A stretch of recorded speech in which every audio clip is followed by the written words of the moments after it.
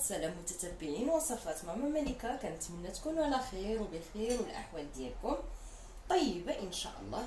اليوم نشارك معكم واحد الوصفه سهله بالخضيره مسلوقه ومشحره في الزويته مع واحد شويه ديال الستيك، ولكن قبل غادي نوريكم واحد الطريقه كنحتفظ بها على الخضره اللي كتكون عندي مصوبه هي في الكونجيلاتور، مي كنحتفظ بها في هاد الطويصات هادو. الصراحه كتكون سهله، كتجي يعني الطريقه سهله ورائعه. عندي هنايا الخضره كامله مخلطه، عندي الشيفلور، البروكولي، خيزو، لاريكو، جلبانه، كيفاش الشامبينيون حتى هو، كلشي يعني الخضره اللي حبيتي واللي بغيتي كنقطعها بهاد الطريقه اولا كنشريها مصوبه ناديه وكنحتفظ بها في الطويصات بحال هكا. عندي هنايا القوق كذلك مقطع ومغسول مصوب ومنقي كنحتفظ به. البطاطا كذلك القلي كنديرها هنايا. هاد الجلبانه كذلك عندي، يعني هاد الخضيره هذه كتساعد النهار اللي ما كتكوني باغا لا تنقي ولا المهم في اي حاجه كتساعدك، كتجي سهله. وبالخصوص الوصفه اللي كنديرها انا كتجي رائعه، وكتجي حتى من لي فخوي اللي كيشيطوا ليا. مثلا عندي هنايا الفريز، عندي التوت، عندي هاد لي فخوي هادو اللي كيكونوا هكا اللي شاطت ليا كنخبعها هنايا في الكونجيلاتور. شوفوا كي كتبقى يعني محتفظه على الشكل ديالها وعلى اللون ديالها، باش ما احتاجيتها كناخذها كنخرجها من الكونجيلاتور وكنحتاج كنصوب بها. خليكم معايا. المهم انا قسمت معكم شاركت معكم غير هاد الطريقه ديالي اللي كنحتفظ بها على الخضره، وبالخصوص في هاد الطويصات هادو. هاد الطويصات ما نكذبش عليكم ما كنشريهمش، لان هنايا عندنا ديك الحوانت اللي كيبيعوا ديك الحلويات ديال الدراري الصغار، ملي كيخواو ليهم كيحطوا وحده فوق وحده كيحطوهم في الباب، يعني اللي بغاهم كيجي يهزهم. اولا انت كتمشي عندها كتقول لها واش عندك شي طويص خاويين، ومن الاحسن انا دائما كنلقاهم محطوطين حدا البيبه وحده فوق وحده نقيين مصوبين دايرين عليهم اللي كيكتبوا واحد الورقه اللي بغاهم يديهم. كنخرج كنجيبهم عاد هو كنضرب لهم غسيله كنغسلهم وكنديرهم في الكونجيلاتور كيحتفظوا ما كياخذوش يعني حتى ديك بزاف ديال الميكات كياخذوا بزاف ديال البلاصه. هادو لا، هادو كنستعملهم بهاد الطريقه هادي. كنسدهم كنسد هاد ها نتوما باش تعرفوا هادو ديال ديك الحلوه اللي ما بغاش تهيل خليتها، كنسدهم مزيان بحال هكا.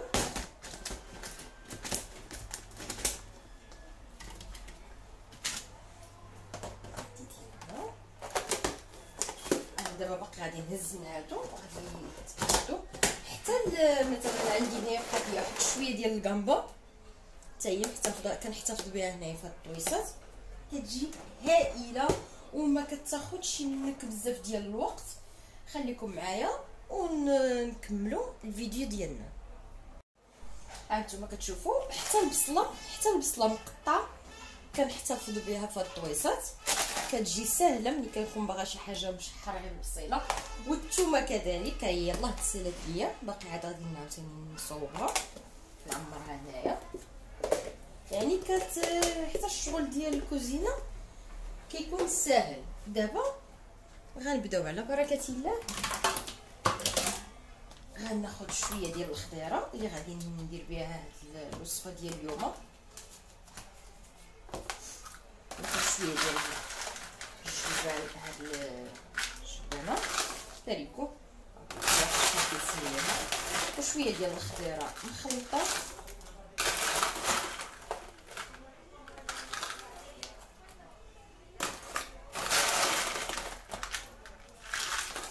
شويه ديال الخوخ كذلك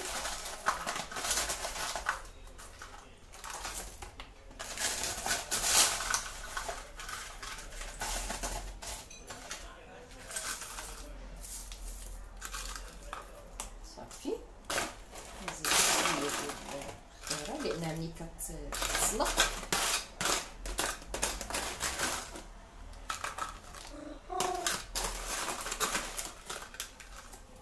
هذه هي الخضيره اللي غنستعمل، وهادو غادي نردهم للكونجيلاتور وخليكم معايا.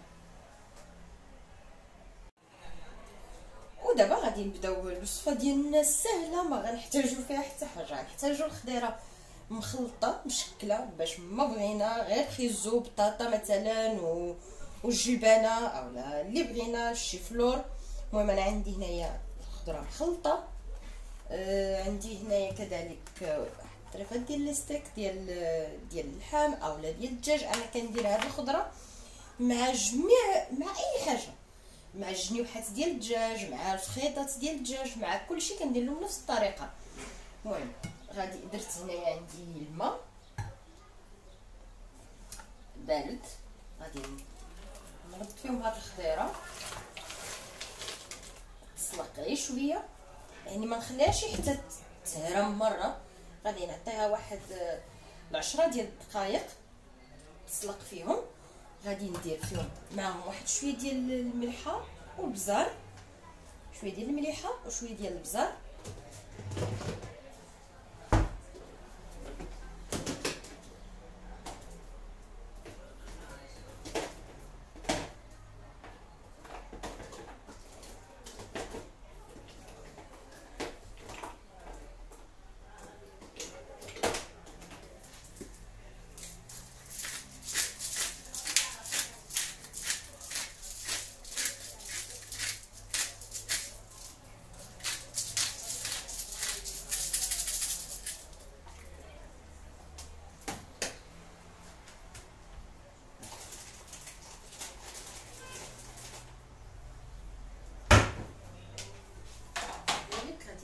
شويه ديال المليحه حتى هي كذلك غنديرها صافي، وغنخليهم يتسلقوا واحد 10 ديال الدقائق. ومن بعد هذا عاوتاني ساهل غادي ندوزو للمرحله ديالو الثانيه.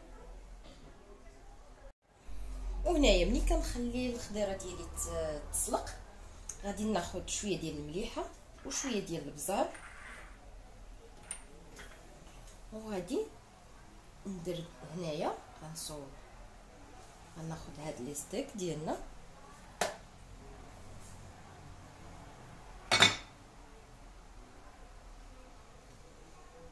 وغادي ندير عليهم هاد شويه ديال الملحه والبزار ونخليهم يشربوا شويه مزيان، لان هادو ما كياخذوش بزاف ديال الطياب على ديك الشيء.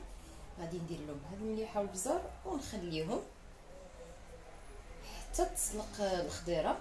عاد غادي نردهم باش منين نكون كنشحر الخضره ديالي عاد غادي نقلي هادو اولا نديرهم في البلانشه على حسب، يعني كل واحد وشنو صافي. واللي غادي نحتاجو مع الخضيره غنحتاج شويه ديال الزعتر، شويه ديال الكمون، وشويه ديال الفلفله حمراء والسودانيه بجوج، وواحد الراس ديال الثومه كذلك.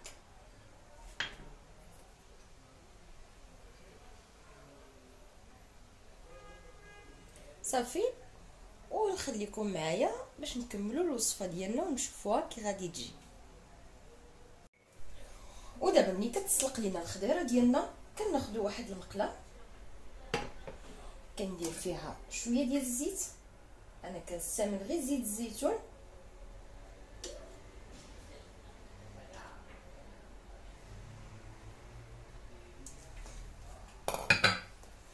كندير فيها شويه ديال الثومه،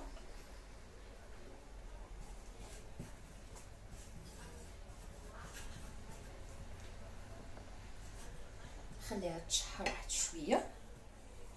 وكذلك في هذه المقله هذه كتكون سخنت ليا كندير قطيره ديال الزيت لانها ما كتلصقش، وكناخذ هاد لي ستيك ديالي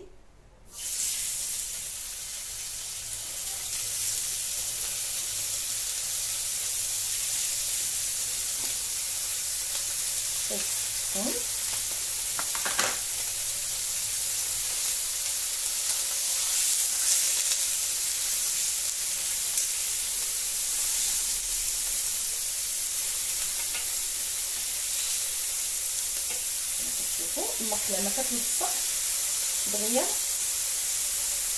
كيتحمروا. وكذلك هاد الثومه ملي كتبدا تشحر غادي نزيد عليها هاد الخضيره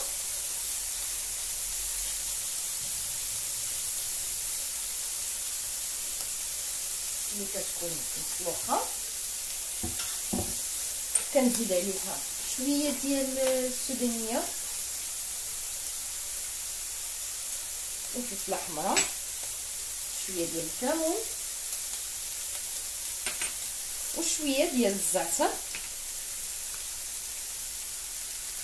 ولا السمه كتجي فيها رائعه رائعه بزاف بزاف بزاف.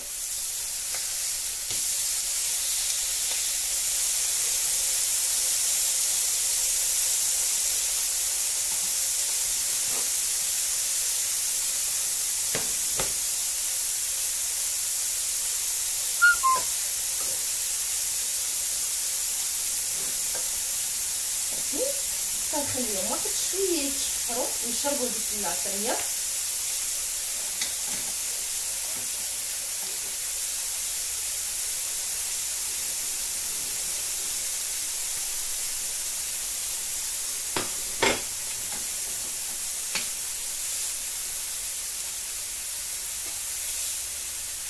والستيك ما خصهمش يتحمروا بزاف باش ما يقصاحوش وينشفوا لنا.